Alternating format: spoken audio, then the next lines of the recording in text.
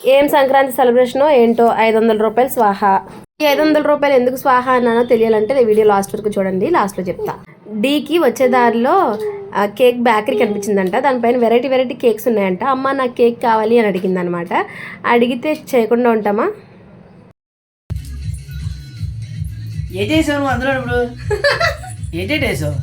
నేను చేసిన కేక్కి మా ఆయన షాక్. చాలా బాగా వచ్చింది, స్పాంజీగా భలే వచ్చిందనమాట. ఎప్పుడు రాలేదు ఇలాగా. సెకండ్ టైం చేశాను నేను కేక్. లాస్ట్ టైం చేసిన కేక్ కూడా ఇంత బాగా రాలేదు. టేస్ట్ బాగుంది కానీ ఇంత బాగా పొంగలేదు. ఈసారి మాత్రం చాలా బాగా పొంగింది. భలే హ్యాపీ అయిపోయింది నేనైతే. సక్సెస్ అవడంలో వచ్చిన హ్యాపీనెస్, సాటిస్ఫాక్షనే వేరబ్బా. మీరేమంటారు? కేక్ చేయడం వస్తే బెటరే కదండి. ఎందుకంటే పిల్లల బర్త్డేస్ అని, యానివర్సరీ అని ఇలాంటి చాలా వస్తాయి కదా. అస్తమానం కేక్ తెచ్చుకోవాలంటే డబ్బులు వేస్ట్. అది కాకుండా అంత హెల్దీ కూడా కాదు.